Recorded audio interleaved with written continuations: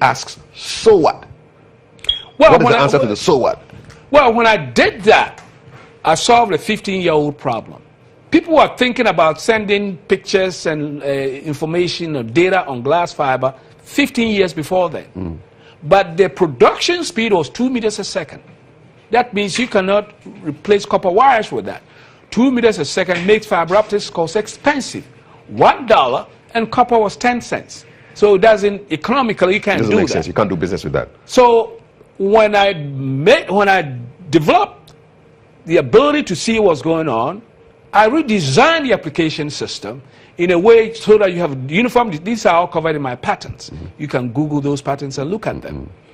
And we went to a factory to test it, and everybody was going, well, we've tried everything. What else can we try? And all of a sudden, my boss said, Dr. Mensah has an invention. We should try it.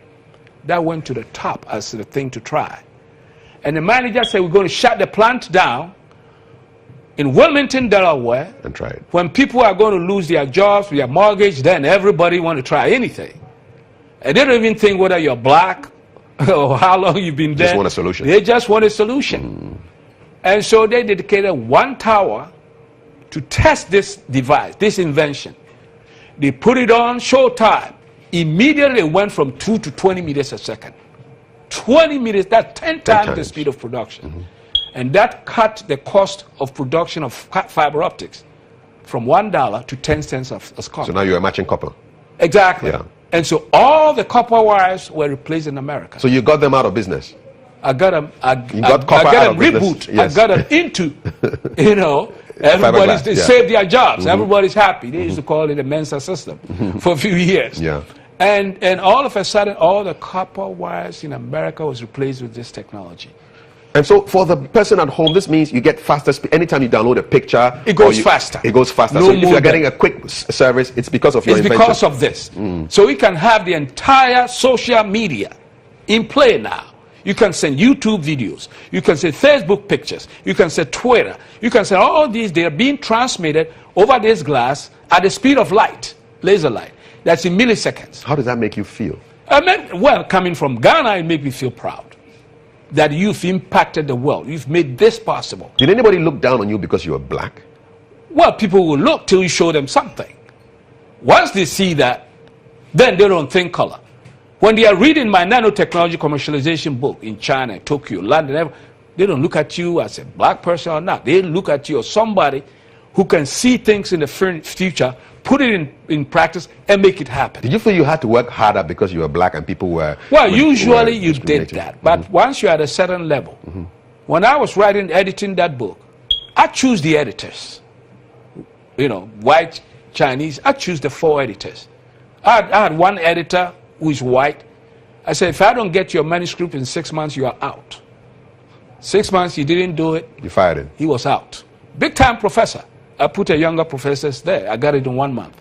You know, you got to be serious. You got to believe in yourself, no matter what color you are, that you can do things and you can make it happen with your God-given innate talent. If you work hard at it and you believe it, you believe you're as good as anybody else. That is why the book is called The Right Stuff Comes in Black Too. And that's your new book, your autobiography. Yes. Okay. Why are we not applying science at a greater speed in Ghana? Well, that's why I'm here.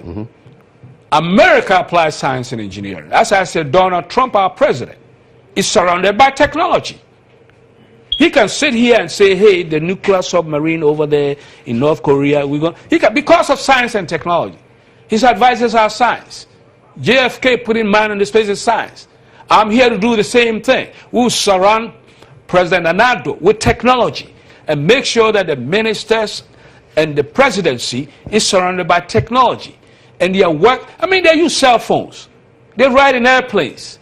All this is technology. So what I'm trying to do here at this time is to make sure that the leadership is surrounded by tech. When I talk about high-speed bullet trains, that they know is technology. Japan has high-speed bullet trains that have been running for 45 years, not a single accident. So when Ghana has trains running at 20 miles per hour and it's derailing, Something seriously is wrong. How fast are those bullet trains? 220 miles an hour. It's like an airplane. Exactly. Except that it's on the ground. And you want them to, we want Ghana to have I want Ghana to have that. That is what is going to move Ghana forward. I don't want to hear we got to crawl, we got to do this. No, we got to have this high-speed train. Because when we have it, and I advise our president to sign that contract the way India Prime Minister signed his. How did he sign it? He told the developers, whether they are from China or Japan, he said, don't make the train and ship it to us, just like you ship cars to us to drive. Don't do that. Make the components, bring it here, and let our Indian engineers work with you guys and learn and put it together. And I advise the president to do the same thing. They will bring the components here, and tech engineers, scientists from Ghana, they would assemble it together. And by that time, they will learn a few Mandarin, so if something goes wrong, they can fix it themselves, or they can ask the right question for it to be fixed. Not like us having to call the people from China to come and maintain the air conditions at National Theatre because they don't understand Chinese. Exactly. And that's a significant technology transfer to us. You know, we are naturally skeptical. When you talk about bullet trains, don't people just laugh in your face and say, ha, what are you talking about? What have you been drinking, sir, with respect? Don't you get that reaction? Well, that reaction may come, but if that's what I stood on, there will be no fiber optics. There will be no internet. So you're thick-skinned. You have to be thick-skinned to get things done? We have to be thick-skinned. Yesterday, we had a little dinner with Adisada Old Boys again, and I tried to get all the questions from there. You know, I'm very grateful to them, you know, for the awards and accolades. They are all happy that I'm here. But I told them this, that we got to do this. This is so important to us. If we build this train, and we can do it in 3 to 4 years, in this administration, the Chinese have built 40 in 10 years. That's 4 every year. They can build Ghana's high-speed train in 3 to 4 years. If they build it, you'll be shocked what can come out of it. All of a sudden, we are thinking about the steel that the trains run on. Can we make it in Ghana? They are thinking about the different train parts. Can we make this in Ghana? Aluminum that we are negotiating with the Chinese for the Chibi bauxite. You know, if we do it here, can we use the components for the train? We'll be thinking along those lines. We'll be making things that has value in them that we can sell at a higher price. Because if we continue to sell only minerals and little oil here and that's it, we'll be like that for the next 40 years. But if we leapfrog and build these trains here, we will have the technology to build cars, technology to build trains, technology to build everything we need.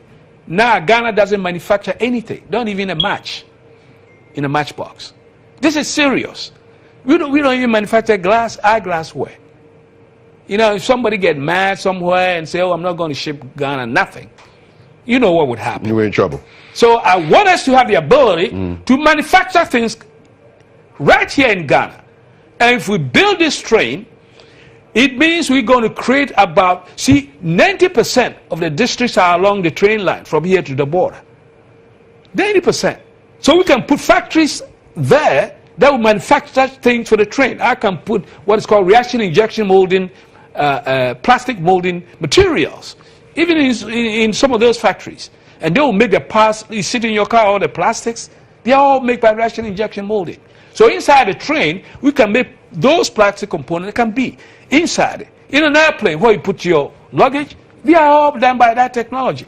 So the technology we can develop, children, we can probably create 500 to 500,000 to 1 million jobs by building this train.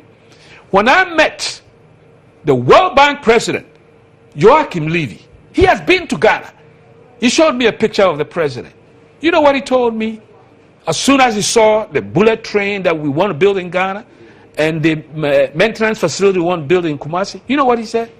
Doc, this is what World Bank will fund.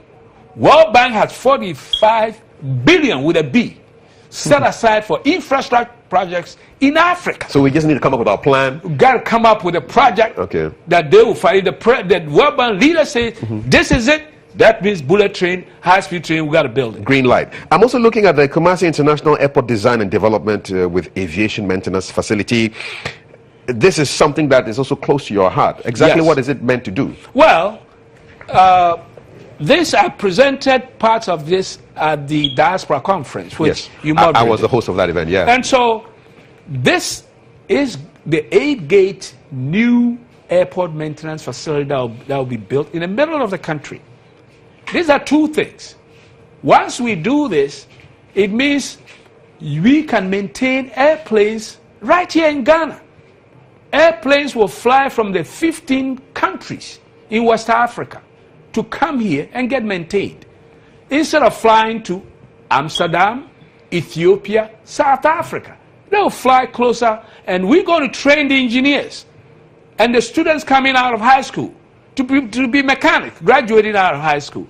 Boeing, the largest aircraft manufacturing company in the world, that built 787, they've promised me they are willing to train the engineers from tech and all these high school graduates to come and be mechanics. Give them certificates. Boeing has told me that. And I worked with them for 10 years in other areas. If they are willing to do this, I think we should take them up on it. What is the government saying? Because in the end, you need a government stamp of approval to get some of these things done. Well, I had a great meeting with Nanado. And I'll be meeting him again here, and the vice president. He said, Doc, make sure you work hard with my sector ministers on this. In fact, from here, I'll be meeting with Minister Dapa, who handles the aviation. Right. For the first time, we'll be meeting face to face. This is so serious, it will bring technology to Ghana, it will bring money to Ghana, having a maintenance facility, and what's good about it is it's sustainable development. In other words, you don't fly all the way to Amsterdam, spewing all these. You maintain here? Yeah, you maintain it here. And then we have jobs here as well. We have jobs here, we have technology transfer here, it will move Ghana forward.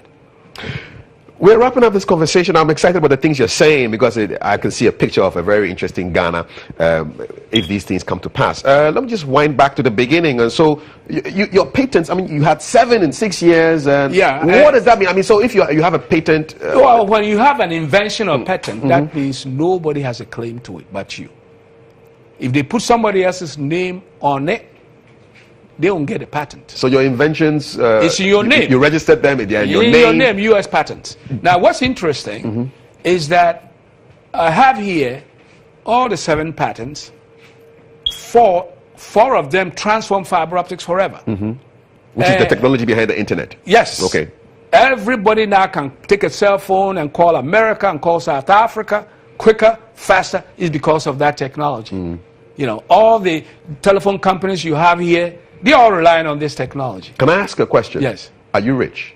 I'm rich, but not probably the level that I should be, whether it's Mark Zuckerberg, you know, who are billionaires, you know. But you're a millionaire from the patents. Oh, yeah. You got to. Now, well, all my 4 books are also selling very well. But this is where the deal But this is where it starts. Now, this particular patent here, you see the crosshairs on TV when the smart bomb is hitting? That's the patent. We started that technology at Bell. So this is being used by the U.S. Department of Defense. It started all the smart bomb, this thing. That's why you see the arrow showing the missile flying. The missile has a little camera at the tip that takes the pictures of the target, digitizes and put it on the fiber optics so that the pilot have to just lock on something. He doesn't have to know how to do mathematics. He just has to know how to play video arcade. Do you feel responsible when they take out somebody by long distance using your technology? Well, we developed this to defend America. Let me put it that way, and to make the world safer. That's how I look at it. You know, but like anything, you can make mistakes.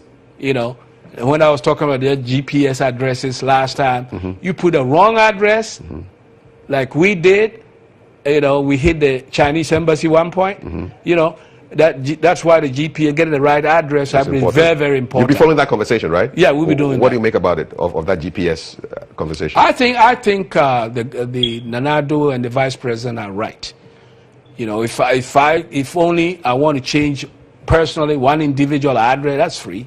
Even 10, that's free. But to do it for the entire country, nobody will do that for you for free. And what's interesting is, if a fire is in that house and the address is not upgraded, the fire truck will go to the wrong place and let that building burn down. So this is so important. We got to have that. Okay. Yeah, we got to have that. Because even in my train, the bullet train, we're going to book fiber optic cable along the lines, the train route. Your invention is coming to work again. So that you can sit in the train 200 miles an hour and be on the internet. You can stay in Tamale and work at Accra, you know, because you get in 1.5 hours instead of 9 hours. You'll be late for work. Did the Americans ask you to become a citizen, or you just decided?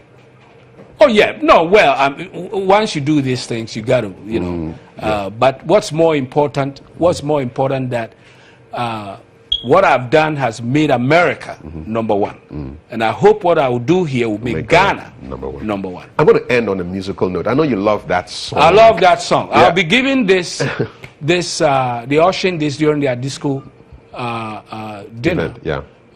What 5,000 CDs or whatever, just to help. Yeah. You know, the band and everything. Okay. But I'll be giving this, I'll be signing one for President Kufuor. Yes. And President Rollins, you know, NDC. I'll be meeting them later today. I'll be giving them this plaque. But Utumfuo has one, and the Vice Chancellor of Kwame Nkrumah University has Your one alma mater. too. Yes. Dr. Thomas Mensah, it's a real pleasure. I look forward to more copies of your book in the system. You said you ordered them from Amazon. Yeah. The right stuff comes in black too. Yeah, they've been shipped. I'll Okay. be calling the registrar and make sure you all get copies. Okay. You can go and download the right stuff comes in black On Amazon. the internet. Yes. Yeah, you can download it. Yeah. Even the nanotechnology commercialization book is there. It's a little bit expensive, $150. Yes, but a it's good piece, stuff. But it's 450 pages. Yes, indeed. A But lot the of right stuff. stuff is in the range of 20 to 40. It's also in French. Yeah. L'étoffe des zéros Yes. existe également en noir. noir. The Exactly. right stuff comes in black. Merci beaucoup. Merci beaucoup, mon vieux. Thank you very much. And that's our conversation with Dr. Thomas Mensah. We're going to end with his song, all right? The Ebenezer song. And you can sing a few lines if you like. Sure. This is the song, like right? Yeah. Because I'm so very pleased Okay. with the reception in Ghana. Okay. I'm very pleased the reception from everybody. Yes, indeed. You are our own. Yes. Yeah. The Adisado old boys, I mean, they were so happy. Gave me a few awards. I'm so pleased. Kwame Nkrumah University and the RP Balfour, I'm very pleased. I'll be going back again. And so the entire country has given me warm reception. I feel very proud to be back. And we're going to move Ghana into the next venture. And what's your word for the young people who are watching? The young people, I used to be where you were. A little kid running around, you know, wearing flip-flops, didn't know anything. But if you apply yourself and work hard and believe in God, that's why I like that song. Believe in God, you're going to make it to the highest level. Nothing can prevent you from reaching the highest level of your talent. I'll be getting the Kwame Nkrumah Genius Award on the 16th with my good friend Quincy Jones, all the way from America, a few others. The musician? Yes. A good friend of yours? Yes. Fantastic. Oh, all of them know me because they use Your the technology, internet. of They course. use the internet. All right. So I look forward to that. I look forward to helping Ghana move forward. I'll be working with everybody in Ghana. I know we're going to make it happen. Thank you very much, Dr. Thomas Mensah. Yadawase, Ebenezer. Thank you.